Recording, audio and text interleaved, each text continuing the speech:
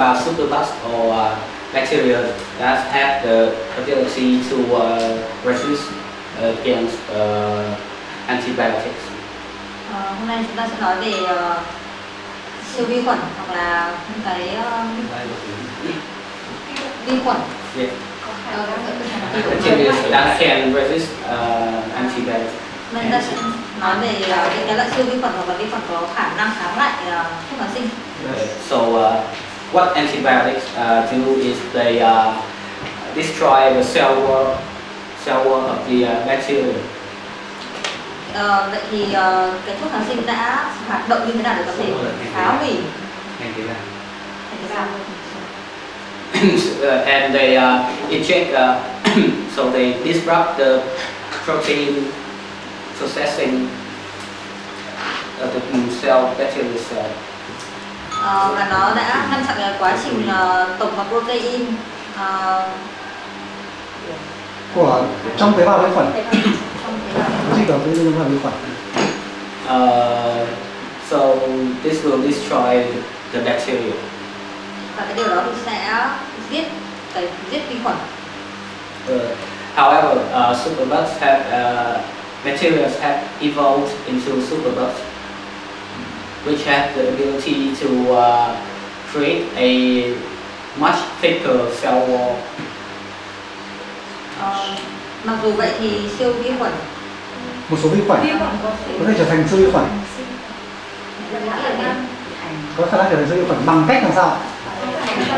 Nó thành tế bào nó dày hơn, thì kháng sinh không một số vi khuẩn có thể trở thành siêu vi khuẩn bằng cách làm cho cái thành tế bào của chúng dày hơn.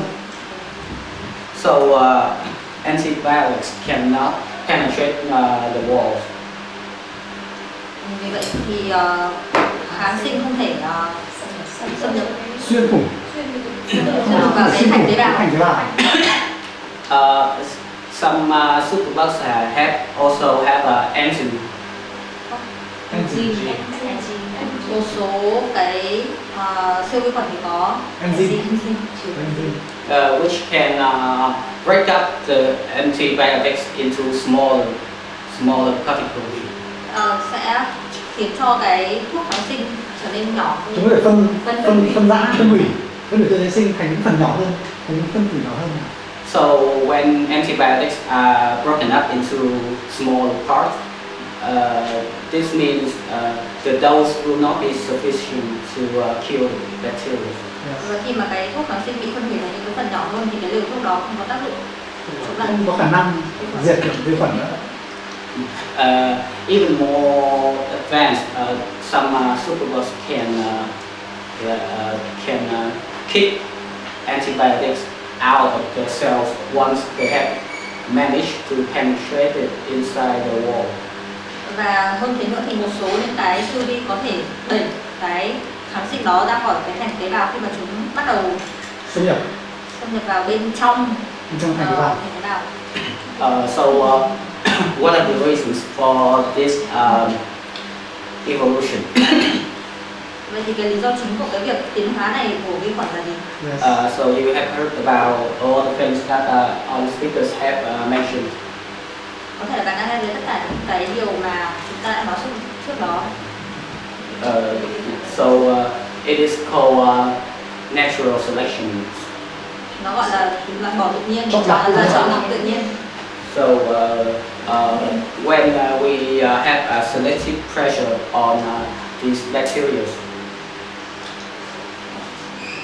Selective pressure. Chọn lọc. Áp lực chọn lọc. Đối với vi khuẩn. Then the population of the bacteria. Thì cái số lượng vi khuẩn. Yes. Will change to adapt to the pressure. Sẽ thích nghi với cái áp lực đó. Yes. In this case, the pressure is called directional pressure. Trong cái trường hợp này thì cái áp lực đó được gọi là áp lực trực tiếp. Định hướng. Áp lực định hướng. Directional. Áp lực theo định hướng. Đây sinh học. Which means that the pressure forced upon the population of bacteria Điều đó có nghĩa là cái áp lực này nó sẽ tác động lên cái vi khuẩn. Upon population of the bacteria. Áp lực đối với số lượng vi khuẩn. Không áp con đối với không phải là trên, đối với số lượng vi khuẩn. In a certain so only a certain extreme of the bacteria can survive. Thực tế thì chỉ có một số những cái loại vi khuẩn có thể tồn tại được thôi. Extreme là gì? Cái cực kỳ tới một số loại cái cao thủ, cực kỳ cao thủ, nháy cao thủ thì mới có thể sống sót. Khi vi khuẩn sinh sôi ấy, thì cái không gian sinh tồn nó sẽ hẹp đúng không? Thì tôi thấy là nó phải cạnh tranh nhau về thức ăn và các nguồn lực để sinh tồn. Thì mới chỉ có một số vi khuẩn cực kỳ nói nhanh nó sẽ sống sót. In this case, we apply a lot of antibiotics to the environment of these bacteria. Trong trường hợp này thì chúng ta đã dùng quá nhiều kháng sinh về loại vi khuẩn này. Chúng ta sẽ dùng rất nhiều kháng sinh. We apply too much antibiotics. Nhiều những cái loại kháng sinh. Vào các Too much là nhiều kháng sinh không phải nhiều loại. Into the environment that these bacteria live. Chúng ta sẽ đưa rất nhiều kháng sinh vào cái môi trường mà vi khuẩn đang sống. Nói to hay nói to nó bé. So this means only those bacteria that can survive the selective pressure. Điều đó thì có nghĩa rằng là chỉ có những cái loại vi khuẩn đó thì có thể tồn tại trong cái áp lực dưới cái áp lực đó. Rất là chọn lọc. Sống sót rất là chọn lọc.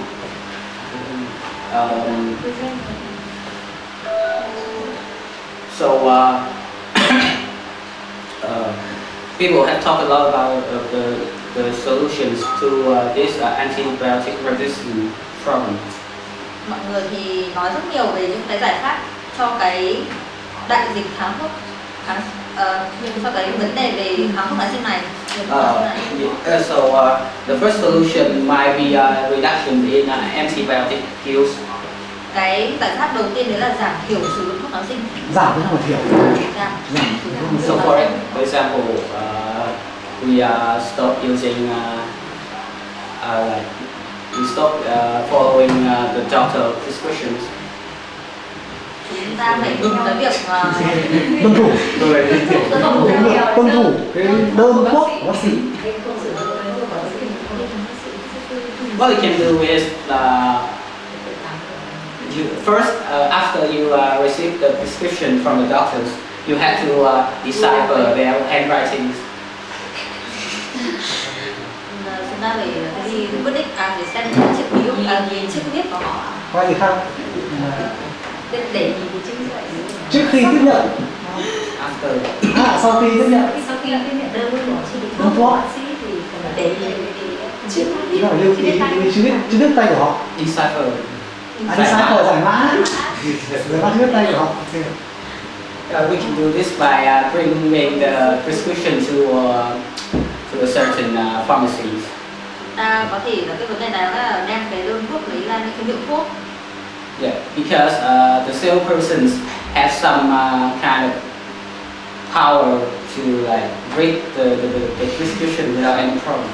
Vì là những người bán thuốc thì không hiểu khả năng nào đấy mà đọc được những cái đơn thuốc đấy. And next we will search look up these drug names on the internet. Sau đấy chúng ta sẽ phải tìm cái tên thuốc ở trên mạng. Which will bring up the ingredients and the use of these medicines. Thì chúng ta có thể biết được cái thành phần cũng như là cách sử dụng những cái thuốc này. Yes sir. So as a result, we will know which drugs will be necessary for our illness and which will not be necessary. Và sau đó thì chúng ta có thể biết được cái thuốc nào thì cần thiết cho cái bệnh của mình và thuốc nào thì không cần thiết. The next thing we can do to reduce antibiotic resistance is to become a vegetarian. Tiếp theo là cái việc mà có một cái giải pháp nữa để có thể giảm thiểu cái việc kháng thuốc kháng sinh này là chúng ta ăn chay. Because I mean, because farming, commercial farming use a lot of antibiotics on animals. Bởi vì cái việc nuôi thì Chăn nuôi thương mại. chăn nuôi thương mại thì sử dụng rất là nhiều kháng sinh. We can switch to non-meat food. Chúng ta có thể sử dụng những cái thực phẩm không phải thịt, Such as sesame. Vâng. Vâng. thịt muối vừng. Wheat. Wheat. Mì. Soya. Đậu nành. Các chị em biết. Yeah. And but also in medical treatment, we have an alternative to antibiotics. Và trong cái việc chữa trị thì chúng ta nên có những cái loại thuốc khác để lựa chọn. No. There is already an alternative to antibiotics. Luôn luôn có những cái loại thuốc thay thế Cho kháng sinh. cho kháng sinh. This is bacteriophage or phage treatment. Phage, bacteriophage.